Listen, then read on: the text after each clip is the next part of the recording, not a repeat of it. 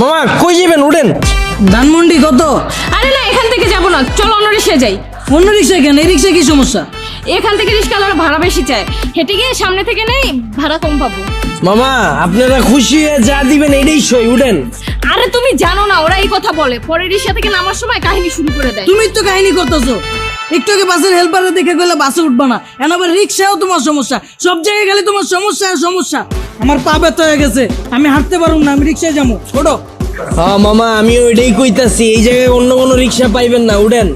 ওঠো ওঠো, চলো মামা। কি খেলা দেখাইলি রে টুম্পা, শিখলাম। মামা তুমি টুম্পা কই লাগা? টুম্পা কেডা? মামা কঠিন কাহিনী, আমার গার্লফ্রেন্ডের নাম আছিল টুম্পা। কি কও মামা? আমার গার্লফ্রেন্ডের নাম তো টুম্পা। কি কও মামা, আসলেই? হ্যাঁ, কিন্তু মামা তুমি রিক্সা চালাও আর প্রেমও করো, ব্যাপারটা কিন্তু ইন্টারেস্টিং। না মামা প্রেম করি না তো, করতাম। আর রিক্সা চালায় তো প্রেম করি নাই মামা, ওর লাগে প্রেম করছি দেখে আজকে আমার রিক্সা চালাইতে হইতাছে, আর নাহলে তো মামা আজকে আপনার জায়গায় থাকতাম। আরে টুম্পা তোর লাগে প্রেম কইরা আজকে আমার হাতে হ্যান্ডেল পায়ে প্যাডেল। কি কও মামা?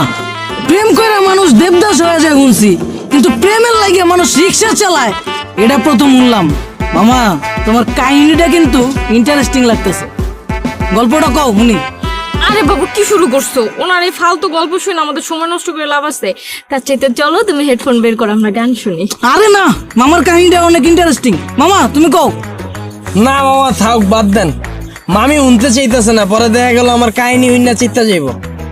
আরে মামা তুমি তোমার গার্লফ্রেন্ডের কাহিনী কইবা, এটা তো হয় চেতবকে, কও মামা শুনি। মামা কি কমু দুঃখের কাহিনী, ও একটা জিনিস আছিল মামা, খালি চুস্ত। সুস্থ মানে? পুরা কাহিনী কই মামা, শুনেন তাইলে সেনা বুঝবেন। ওর মায়ায় পইরা মামা একটা চাকরি করতাম, ওই চাকরিটাও গেছে গা। পরে আর কি করার, বন্ধু বান্ধবের টাকা ধারলে ওর লগে দেখা করতাম, মাসের ভিতরে 15 দিনে দেখা করতাম মামা, 15,000 চুইসা লাইতো। কেমনে মামা? মামা হয়তো মাইয়া ছিল না মামা, হয়তো পিশাচা ছিল, রক্তের মতো টাকা খালি চুইসা খায়া ফেলাইতো। তাও মামা মনেরে বুঝ দিতে পারতাম, যদি মামা দইরা রাখতে পারতাম।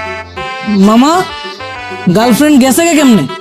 মামা আমার চাকরি তো চুষেই দিছে, এরপরে মামা বন্ধু বান্ধবের দেশে টাকা ধার করছিলাম, ওর টাকা তো আর শোধ করতে পারি নাই, পরে আর নতুন করে ধার দেয় নাই, এর লেগে 10 দিন ধরে ওর লেগে দেখা করতে পারি নাই।